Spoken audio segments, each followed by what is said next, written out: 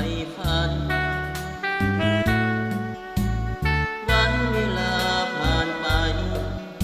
หัวใจยังอะไรหาจบการศึกษาลูกนี้จะหวนมาใหม่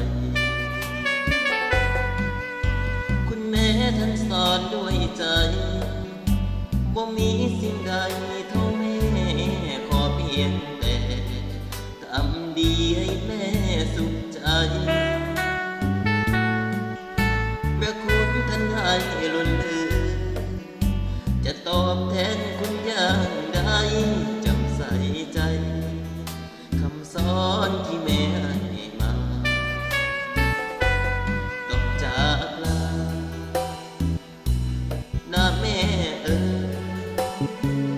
เสียใจได้เลยคุณแม่เป็นผู้นำพาอายุยาวนานพระเจ้าอวยพรเถิดนาแม้วันเวลาลูกนี้ทุกคนจากไปขออย่าได้เปลี่ยนหันพี่น้องที่ได้เป็นจริง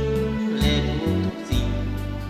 วันนี้ที่ได้ดังฝัน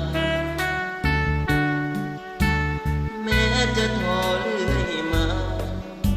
น้ำตาจะไหลเป็นทางนี่คือความฝันลูกนั้นฝันเห็นจริง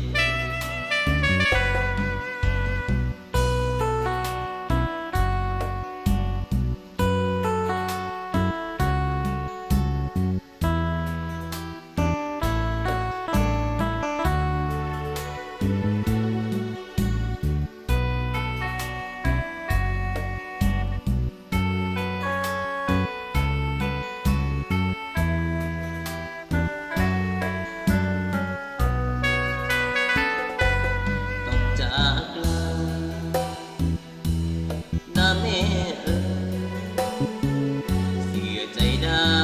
เลยคุณแม่เป็นผู้นำพาอายุยาวนานพระเจ้าอวยพรเถิดนาแม้วันเวลาลูกนี้ทุกคนจากไปขออย่าได้เปลี่ยนพันพี่น้องที่ได้เป็นจริงและทุกสิ่งวันนี้ที่ได้ดังฝันแม้จะท้อเรื่อยมาน้ำตาจะไหลเป็นทางนี่คือความฝันลูกนั้นฝันเป็นจริงนี่คือความฝันลูกนั้นฝัน